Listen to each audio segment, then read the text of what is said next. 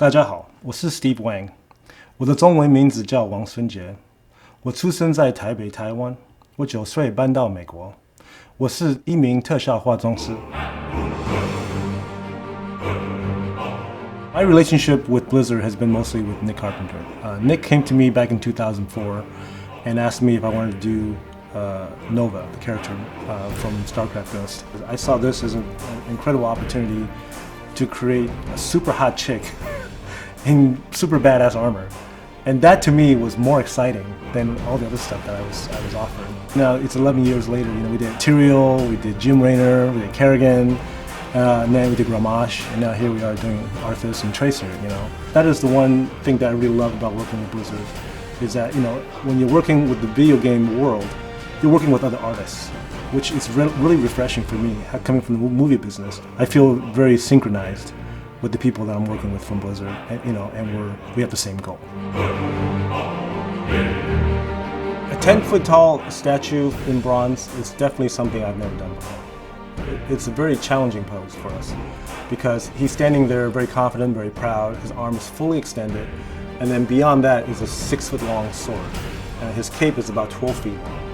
It's not very thick, it's going to be about 1/4 of an inch thick, but at 12 feet, it might as well be a piece of aluminum foil.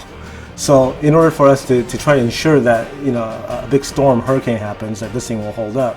So when you're looking at just the logistic approach to something like that, because you're essentially defying gravity, and anytime something gets really long, then you have leverage issues as well. So for us to tackle something like that, there was a lot of sort of engineering involved in planning how we're going to build this. Coming from a movie background, when we do, let's say, a makeup or a creature or character or costuming, everything we do has to be 100% real looking.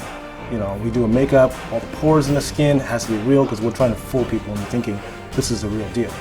So we took that approach and we applied it to Arthas.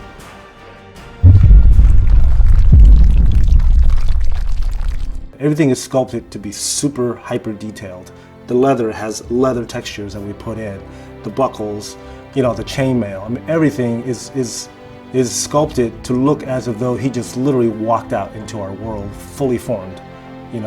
On Arthas' face, he's going to have pores on his face, which you won't find in any bronze sculptures, done in the classical world.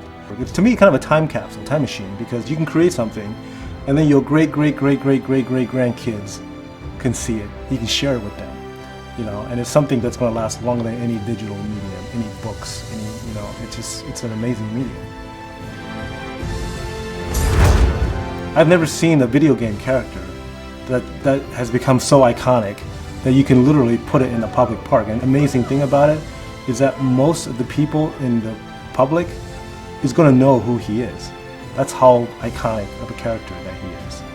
I was told like the population in Asia, like 1 out of 10 people play these games, and they know all these characters. They told me that I was going to go to Taiwan, which was where I came from. I was born in Taiwan. And so one of the first things I thought was, wow, this is crazy. I was born there. I developed an interest in the fantasy, in art, there as a kid. And I left Taiwan when I was 9 years old to come to the US and ultimately pursue my career as an artist.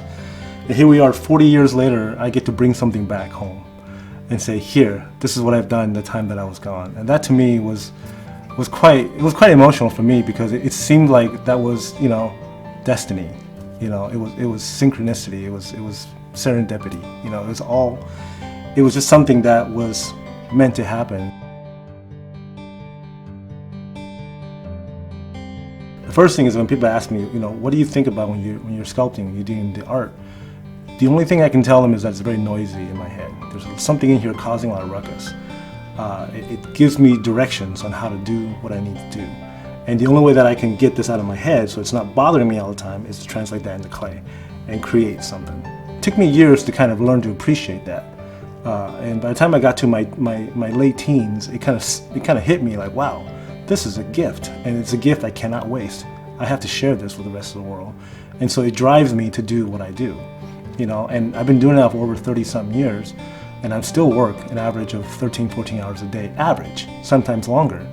And my drive and my passion and my enthusiasm hasn't changed. In fact, I think the older I've gotten, the more passionate that I've gotten.